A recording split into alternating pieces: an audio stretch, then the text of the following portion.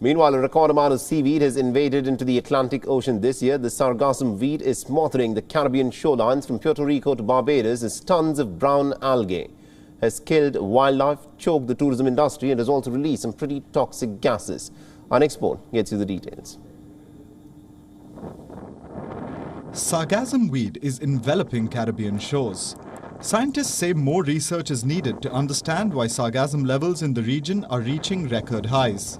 The United Nations Caribbean Environment Programme has said that possible factors include a rise in water temperatures due to climate change and nitrogen-laden fertilizers and sewage waste fueling algal blooms.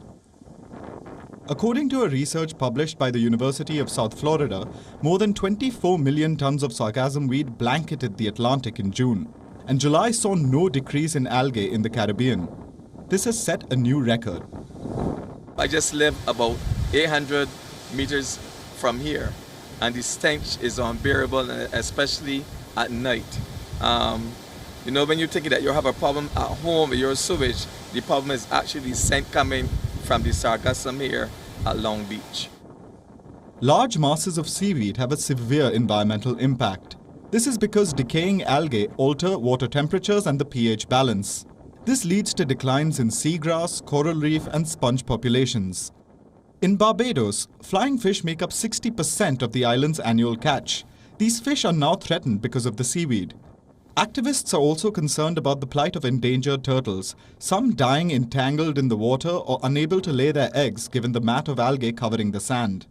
As parts of the US battle drought, and after the US Virgin Islands warned of an unusually high amount of sargassum altering water production at a desalination plant, the US has declared a federal emergency.